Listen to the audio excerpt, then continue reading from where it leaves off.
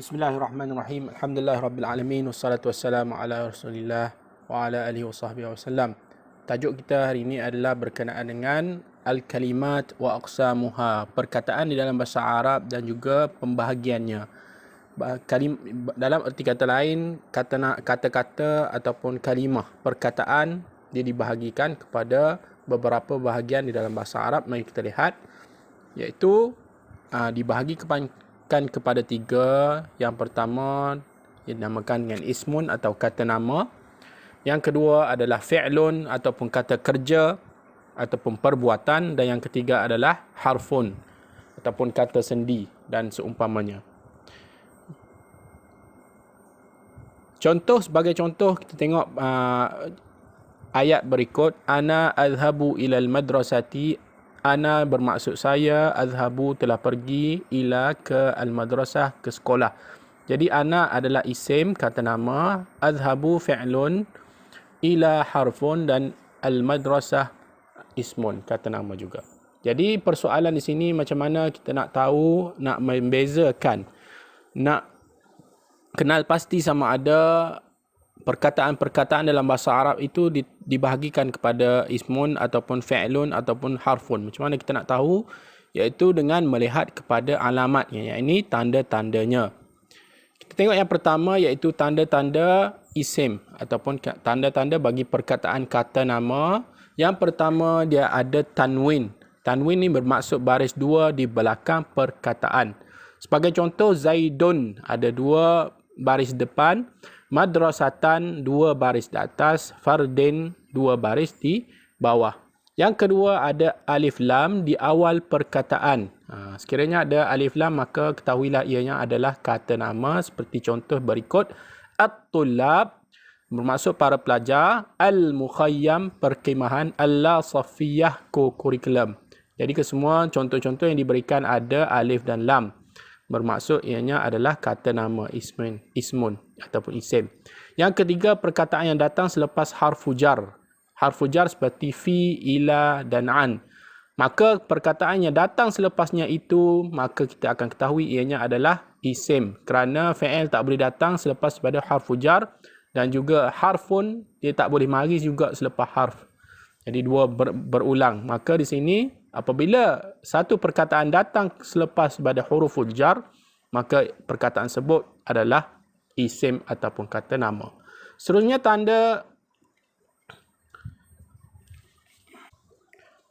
kita sambung lagi untuk tanda yang keempat bagi kata nama isim, iaitu idhafah ataupun sandaran antara dua kata nama.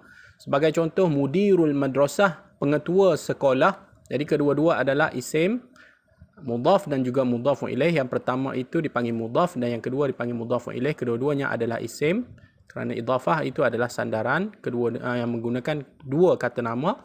Yang kedua, mat'amu Muhammadin bermaksud restoran. Restoran itu kata nama, Muhammad kata nama juga ataupun kata nama khas. Mat'am ataupun restoran Muhammad. Yang ketiga, haqibatut talib yang bermaksud beg pelajar. Jadi kedua-dua beg, perkataan beg dan juga pelajar, kedua-duanya adalah isim. Sekarang kita dapati ada dua perkataan yang bersandaran ataupun dipanggil sebagai mudhaf, mudhafun ilaih ataupun idhafah, maka ketahuilah kedua-dua perkataan tersebut adalah isim ataupun kata nama. Dan yang terakhir ada tak marbutah, yakni tak bulat di belakang perkataan. Sebagai contoh, perkataan madrasatun di belakangnya terdapat tak marbutah, haqibatun dan juga hadiqatun. Haqibah bermaksud beg dan hadiqah bermaksud taman. Seterusnya kita pergi kepada tanda-tanda bagi perkataan kategori yang kedua, iaitu fi'il, isim ataupun kata nama. Yang pertamanya, tanda-tandanya ialah ada ta al-fa'il ataupun ta yang berbaris di hadapan, berbaris depan, dan ta tersebut berada di belakang perkataan fi'il tu. Sebagai contoh kita tengok hadartu, saya telah hadir. Istama'tu yang bermaksud saya telah mendengar. Alqaitu, saya telah berucap. Maka sekiranya ada ta yang berbaris di hadapan di belakang perkataan, maka perkataan tersebut merupakan kata kerja ataupun fi'il. Tanda yang kedua ialah ada tak at-ta'nis as-sakinah ataupun tak berbaris sukun atau berbaris mati di belakang perkataan ataupun belakang fi'il. Sebagai contoh kita tengok seperti mana berikut. Qamat yang bermaksud berdirinya, istata'at yang bermaksud mampu, dan jalasat yang bermaksud telah duduk. Kesemuanya perkataan ini dia bersambung dengan satu huruf yang dinamakan sebagai huruf tak berbaris mati ataupun tak ta'nis sakinah. Maka apabila perkataan ini bersambungan, maka kita akan tahu bahawa ianya adalah fi'il. Sebab tak berbaris mati ini hanya bersambung dengan fi'il. Dia tak bersambung dengan isim. Seterusnya tanda yang ketiga adalah sekiranya perkataan ataupun perkataan qad ada selepas pada tu, maka kita akan dapati bahawa perkataan yang datang selepas perkataan qad. Kalau kita tengok dalam ayat ada perkataan qad, maka selepasnya itu akan jadi automatik. Itu adalah kata kerja. Sebagai contoh, qad intaqala, maksudnya telah berpindah. Qad nahada, maksud telah bangun, telah bangkit. Dan qad saqata, telah jatuh. Maka kesemua perkataan intaqala, nahada dan saqata itu kita tahu bahawa ianya adalah kata kerja ataupun fi'il. Kerana apa? Kerana ada tanda sebelumnya, iaitu ada perkataan qad. Dan qad itu adalah harf. Dan seterusnya untuk tanda yang keempat, ada ya mukhatabah yang bersambungan di belakang perkataan. Ya berbaris sukun atau berbaris mati. Sebagai contoh, ijlisi, ada ya di belakang dia dan ya tersebut ya berbaris mati. Qumi dan juga inhadi. Ijlisi bermaksud duduklah awak, merujuk kepada perempuan. Qumi, bangunlah awak, merujuk kepada seorang perempuan. Dan inhadi, bangkitlah awak, merujuk kepada seorang perempuan. Maka kesemuanya adalah kata kerja ataupun fi'il. Dan yang terakhir, ada nun taukid, yakni nun penguat ataupun nun berbaris sukun atau nun berbaris mati. Dia ada dua di sini, sama ada nun itu berbaris mati ataupun nun yang bersyaddah, yang ada syaddah dan ianya berbaris di atas. Nun ini adalah bersambungan di belakang perkataan fi'il itu, kata kerja. Sebagai contohnya, yaquman, dia bangun. Dia menegaskan bahawa ianya bangun. Istama'an, istami'an, maksud dengarlah. Dan ijlisanna, duduklah. Sebetul-betulnya.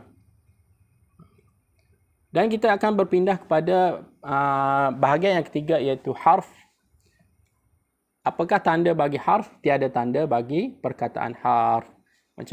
Jadi kita dapat simpulkan di sini, apa yang bukan isim dan juga bukan fi'il, maka ianya akan menjadi harf. Sekiranya kita jumpa perkataan itu, kita dapati ianya bukan isim dan dia bukannya fi'il, maka ianya tak lagi tidak bukan, akan jatuh pada kategori ketiga, iaitu kategori harfun.